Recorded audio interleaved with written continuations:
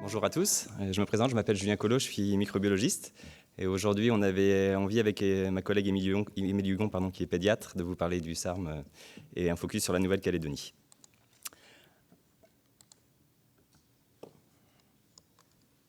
En petite introduction, quelques petits rappels sur le staphylocoque doré. Donc c'est vraiment l'espèce qu'on retrouve essentiellement en Nouvelle-Calédonie. Par exemple, au laboratoire, moi j'isole plus de 10-20 Staphylococcus aureus tous les jours. On le retrouve dans les plaies, dans les abcès. C'est vraiment la bactérie qu'on retrouve en Calédonie. Cette bactérie, elle adore notre climat qui est humide, chaud, et elle trouve vraiment des conditions idéales à son développement. Une petite particularité, c'est que cette bactérie, elle est très intéressante au niveau microbiologiste, parce qu'elle a plein de facteurs de virulence, plein de facteurs de colonisation différentes. Et vous avez sûrement entendu parler de la PVL, c'est cette toxine qu'on trouve énormément en Calédonie, qui fait vraiment des gros ravages, qui entraîne de nombreux décès. La particularité du staphylocoque, c'est qu'il y a différentes variétés de staph, et on appelle ça des complexes clonaux. C'est des clones différents, et vous allez voir qu'il y a vraiment des clones très différents en fonction des pays et des régions. C'est un pathogène vraiment redoutable, ça va du simple furoncle à vraiment des infections graves, des pneumopathies nécrosantes, des septicémies. Et il a vraiment un lien étroit avec l'hygiène. Et aujourd'hui, c'est vraiment un problème communautaire qu'on retrouve en ville. C'est vraiment un problème de santé publique.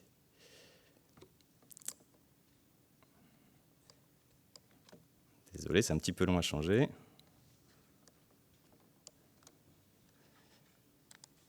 Voilà.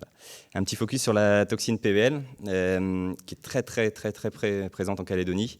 Elle entraîne des nécroses tissulaires, une destruction des polynucléaires neutrophiles. Et moi, c'est vraiment ce qui m'a marqué quand je suis arrivé en Calédonie, c'est qu'elle entraîne des décès chez des sujets qui apparemment sont en bonne santé, des adultes jeunes, des enfants qui ont juste des petites lésions, un petit furoncle. Et malheureusement, des fois, en 48 heures, ça va très vite. Et ça peut aller jusqu'au décès. Il y a souvent une prise d'AINS qui emballe le système et qui fait que ça se termine mal. En 2010, on a une de nos collègues, Audrey Merlet, qui avait travaillé sur les PVL. Et à l'époque, en 2010, la PVL était retrouvée que chez les Staph aureus meties. Elle était déjà très présente, elle représentait 60%, mais ça c'est bien important, elle était que chez les staph, on va dire, un peu sensibles. En 2014, la première souche de SARM PVL+ est apparue. Et vous voyez qu'aujourd'hui, la situation a complètement évolué. Et sur toutes les recherches qu'on fait au CHT, il y en a 80% qui reviennent positifs. Donc c'est juste énorme. On avait l'impression que c'était un petit peu biaisé, parce que quand on recherche la PVL au CHT, c'est des patients en réanimation, donc des patients graves. Donc on se disait que c'était à peu près normal qu'elle soit porteur de cette PVL. Mais vous verrez que dans la suite, en fait, elle est très présente. Pour ceux que ça intéresse, cette PVL, elle est transmise par des phages. J'avais fait un topo il y a 2 ans sur les phages, et vous voyez que c'est eux qui transmettent la PVL de souche en souche. Au niveau de la résistance du staphylocoque, c'est toujours un petit peu la même histoire. On découvre un nouvel antibiotique, et peu de temps après, il y a la résistance qui apparaît. En 1928, Fleming, en laissant traîner une boîte de staphylocoque, il y a un beau pénicillium qui a poussé et qui a inhibé le staphylocoque. C'est comme ça qu'on a découvert la pénicilline. En 1940, elle a été commercialisée, et quelques années après, on a eu les premières pénicillinases qui sont apparues. Et aujourd'hui, vous voyez qu'il y a 95% des Staphylococcus aureus qui sont résistants à l'amoxicilline. Donc l'amoxicilline ne marche plus. On a eu un peu le même principe pour les pénicillines M, méticilline. En 1961, commercialisation. L'année d'après, première apparition de résistance et découverte des SARM, donc en 1960. Ça, c'est la petite partie un petit peu... Je vais voir si j'ai un petit pointeur. La petite partie un petit peu technique pour vous expliquer comment fonctionne cette résistance. Donc là, on a on va dire le génome du staphylocoque, et on a cette petite cassette, on appelle ça la cassette SSC-MEC, qui va venir s'introduire dans le génome du staph. Et c'est cette cassette qui est porteur d'un gène, et ce gène va coder la PLP2A. PLP, ça veut dire protéine liant la pénicilline. Et cette PLP2A, elle a une très faible affinité pour les bêta-lactamines, et ce qui fait que les bêta-lactamines ne marcheront plus. Donc là, on va dire que c'est un staph classique. Par exemple, on dit qu'on a de l'augmentin qui rentre, qui vient se fixer, qui va détruire la bactérie. Mais si on a une PLP2A qui est modifiée, en fait, tous les bêta-lactamines ne marcheront plus. Donc voilà, c'est pour ça que ce SARM résiste à toutes les bêta-lactamines. Et si on pousse un petit peu le bouchon, on n'en a pas encore en Calédonie, j'espère que ça n'arrivera pas. Ici, il y a quelques années, on a déjà découvert les premières souches de staphylocoque résistants à la vancomycine. Donc là, le jour où on aura ça en Calédonie, on sera mal, mais pour l'instant, ça n'est pas encore arrivé. Au niveau de la résistance, c'est assez original. Entre 1960 et 1990, le SARM, c'était essentiellement nosocomial. On le trouvait qu'à l'hôpital.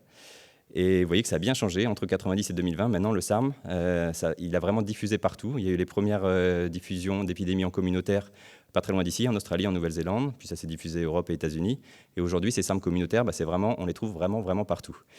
Au niveau de l'analyse du microbe, c'est très intéressant aussi. Un SARM hospitalier et un SARM communautaire, c'est pas du tout pareil. Un SARM hospitalier, ils vont être très résistants. On a des résistances aux macrolides, aux quinolones, aux aminosides.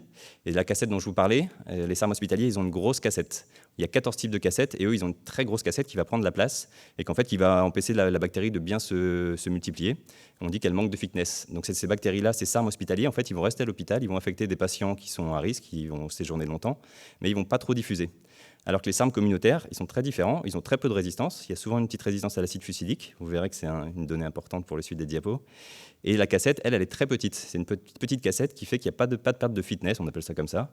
Et que ces bactéries, elles vont très, très rapidement diffuser en communautaire.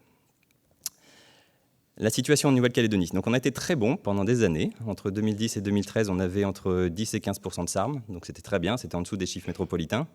Et on a senti que ça commençait à augmenter autour de 2014-2015, une petite augmentation.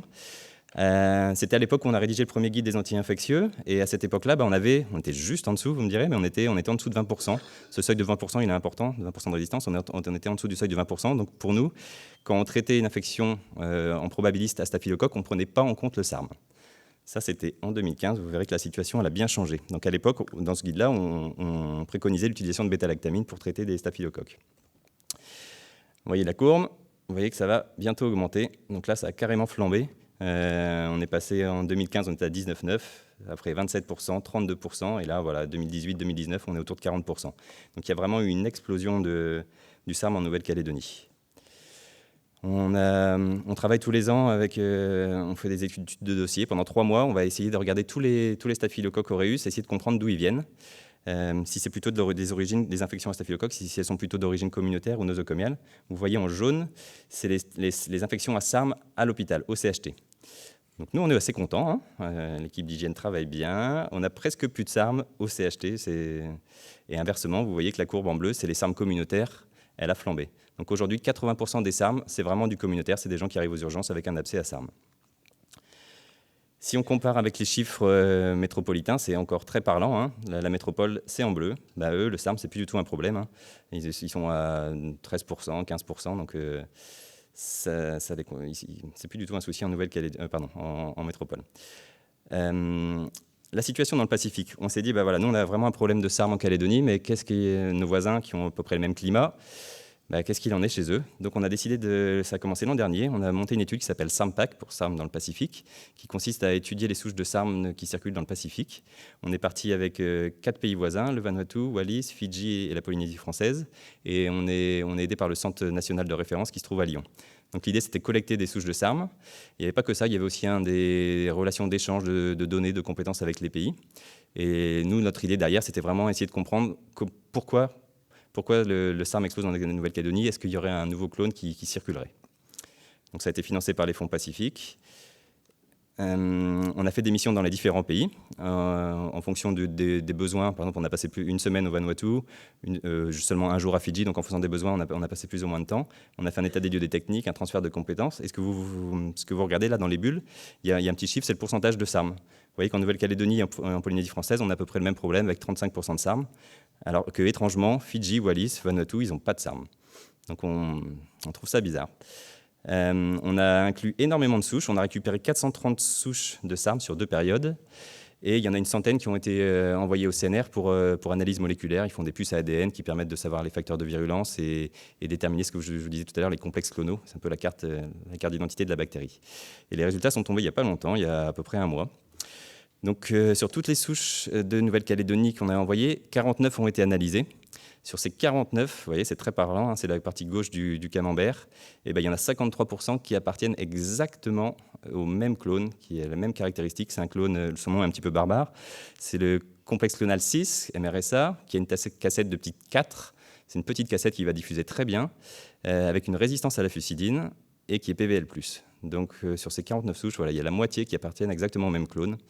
Et l'autre information très importante, c'est que sur toutes ces souches analysées, vous voyez qu'il y en a plus de 80% qui sont porteuses de PVL. Ça, c'est des souches tout venant, des souches cutanées, écouvionnage nasal. Ce n'est pas du tout des souches de patients graves, de réanimation, donc c'est du tout venant. Donc là, cette PVL, en fait, elle n'est pas présente que chez les cas graves, elle est présente partout. On a étudié 49 souches ont été étudiées au niveau moléculaire. Vous allez me dire, c'est un biais d'échantillonnage, on est tombé sur les 49 souches qui appartiennent au même clone. Donc là, il y a trois parties. Les 49 souches qui ont été envoyées au CNR, elles sont sur votre droite. Et c'est les résultats des antibiogrammes de ces souches. On voit qu'il y a 57% de ces souches qui sont résistantes à l'acide fusidique.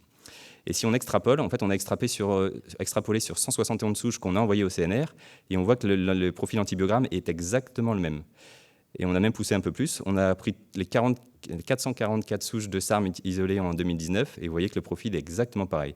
Tout ça, c'est pour dire que notre échantillonnage de 49 souches, en fait, il est très, très représentatif de la situation qui se passe en Calédonie. Si on fait un focus vraiment sur la fusidine, donc sur les plus de 1000 staffs qu'on a isolés en 2019, il y en a 31% qui sont résistants à la fusidine. Et si on zoome sur les SARM, vous voyez que 62% des SARM sont résistants à la fusidine. Donc il y a vraiment quelque chose qui se passe sur cette fusidine et les MRSA. Là, c'est une carte. Dans cette étude SARMPAC, on a la chance d'avoir récupéré des souches de toute la Calédonie. Tous les laboratoires du territoire ont joué le jeu, je les remercie. Tout le monde a collecté des souches pendant plusieurs mois et nous les ont envoyées. Et donc, notre clone CC6, là, il est en jaune. Et ce qu'il faut remarquer sur cette diapo, là, c'est que le jaune, en fait, il est partout. Donc, ce n'est pas un clone qu'on trouve à Nouméa, c'est un clone qu'on trouve qui s'est répandu vraiment sur l'ensemble du territoire. Donc, on a un clone SARM, PVL+, résistant à la fusidine, qui est présent partout. Et maintenant, on s'est posé l'idée de comment il a émergé, ce clone. Donc là, on a pris nos données de labo IPNC-CHT. On a essayé de comparer 3 périodes, 2013, 2016, 2019. Sur la partie gauche ici, ça représente l'augmentation du SARM en Calédonie. Et là, c'est sur tous les staphylocoques. On voit qu'au sein des SARM, en 6 ans, les SARM fusidines résistants ont bien augmenté. Si on fait vraiment un focus que sur les SARM, là c'est très parlant, hein, on voit qu'entre 2013 et 2019, on est passé de 17 à 62%. Donc il y a vraiment quelque chose qui s'est passé sur les SARM et la résistance à la fusidine. Donc ça, c'est des données juste labo. Et on a la chance d'avoir une très très grosse collection de bactéries multirésistantes qu'on garde au laboratoire. On en a plein les congélateurs. Et on a décidé d'aller piocher dans nos congélateurs et de les envoyer au CNR. On a envoyé une 50aine de souches de 2013, de 2016 et de 2019 au CNR, et ils ont fait la même analyse moléculaire. Et vous voyez que notre petit clone, il est ici, notre clone en 2013, il était présent que dans 2%. Il représentait que 2% des SARM. En 2016, 40%, et là, ça a complètement flambé avec plus de 70%. Donc ce clone a vraiment émergé, on le voit bien sur la courbe qui monte, hein. En 6 ans, il s'est vraiment répandu. On a été en contact avec une équipe de Nouvelle-Zélande et on a fait un petit peu de biblio. Sur le graphe à gauche, c'est la consommation ici, c'est la consommation d'acide fusidique sur le temps. Donc entre 2000 et 2012, on voit qu'ils ont explosé leur consommation d'acide fusidique. Et ça n'a pas loupé. Quelques temps après, ils ont fait une publication, ils ont montré que l'usage intensif d'acide fusidique avait sélectionné un clone de staphylocoque résistant. La même équipe a travaillé au niveau moléculaire et ils se sont aperçus qu'en fait sur la cassette qui porte le gène MEC-A, et en fait sur cette même cassette on a le gène de résistance à la fusidine. Ça c'est très important. Ce qui veut dire que quand on utilise de l'acide fusidique, en fait on sélectionne bien sûr des souches résistantes à l'acide fusidique, mais on sélectionne en plus des SARM. On s'est dit, est-ce qu'on consomme vraiment beaucoup d'acide fusidique en Calédonie? Donc là, on a récupéré, grâce à la DAS, les données de consommation d'acide fusidique en Nouvelle-Calédonie, c'est en rouge, et en Polynésie française, en bleu. Donc on voit qu'en Polynésie française, qui a à peu près le même nombre d'habitants et le même climat que nous, ils utilisent 2 fois moins d'acide fusidique que nous. Ce qu'il faut retenir de tout ça, c'est qu'il y a vraiment un SARM communautaire qui est présent en Calédonie, qui représente 80-90% des SARM. La prévalence de la PVL, elle est énorme, hein. Elle est près de 80% chez les SARM, elle est un tout petit peu moins chez les SAS, mais c'est quand même très important. Donc on a vraiment un clone majoritaire en Calédonie qui est retrouvé vraiment partout. Il est producteur de PVL et il est résistant à l'acide fusidique. Dans les perspectives de cette étude, on va bien sûr comparer avec les autres pays. C'est en cours d'analyse au CNR, mais on n'a pas encore les résultats. Et là, je vous ai mis donc le graphe où je superpose en bleu, c'est les consommations d'acide fusidique, et en rouge, c'est le pourcentage de SARM. L'idée, clairement, ça va être d'arrêter l'utilisation de la fusidique en Nouvelle-Calédonie, au moins pendant quelques années. Ça va permettre, ce qu'on l'espère, de diminuer la pression de sélection sur ce clone. Et voilà, ce que j'aimerais bien, c'est revenir dans 2 ans, vous montrer qu'on n'utilise plus de fusidine et qu'on a réglé le problème du SARM en Calédonie. Ce serait un bel objectif pour nous. Voilà, je vous remercie. Un remerciement spécial à tous mes collègues de l'Institut Pasteur, aux 2 techniciennes, Malia et Margot. Margot, j'ai une belle pensée pour elle et je lui dédie ce topo. L'ensemble des techniciens de microbio, les partenaires, tous les laboratoires qui ont participé, la DAS et le CNR. Merci beaucoup.